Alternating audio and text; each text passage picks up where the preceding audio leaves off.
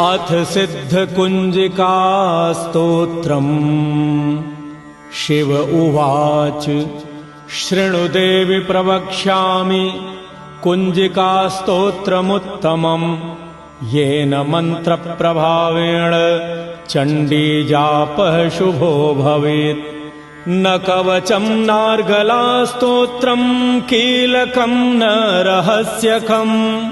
न सूक्तम् नापि ध्यानम् च न न्यासो न च वार्चनम्।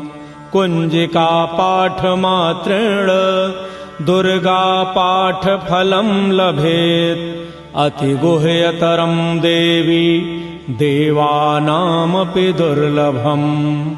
गोपनीयम् प्रयत्नेन स्वयोनिरिव पार्वती। मारणम् मोहनम् वश्यम् स्तम्भनोच्चाटनादिकम्। पाठमात्रेण संसिद्ध्येत् कुञ्जिकास्तोत्रमुत्तमम्। अथ मन्त्रः ॐ ऐं ह्रीं क्लीं चामुण्डायै विच्चे। ॐ ग्लौं हूं क्लीं जूं सहा। ज्वालय ज्वालय ज्वल ज्वल प्रज्वल प्रज्वल। ऐं ह्रीं क्लीं चामुण्डायै विच्चे। ज्वलहं संलं क्षं फट् स्वाहा इति मन्त्रः। नमस्ते रुद्ररूपिण्यै नमस्ते मधुमर्दिनि। नमः कैटभहारिण्यै नमस्ते महिषार्दिनि। नमस्ते शुम्भहन्त्रै च निशुम्भासुरघातिनि। जाग्रतं हि महादेवी जपं सिद्धं कुरुष्व मे। ऐङ्कारी सृष्टिरूपायै ह्रीङ्कारी प्रतिपालिका। क्लीङ्कारी कामरूपिण्यै बीजरूपे नमोऽस्तु ते।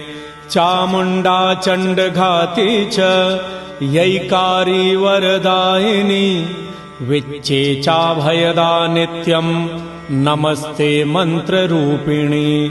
धां धीं धूं धौर्जटेः पत्नी। वां वीं वूं वागधीश्वरी। क्रां क्रीं क्रूं कालिका देवी। शां शीं शूं मे शुभं कुरु।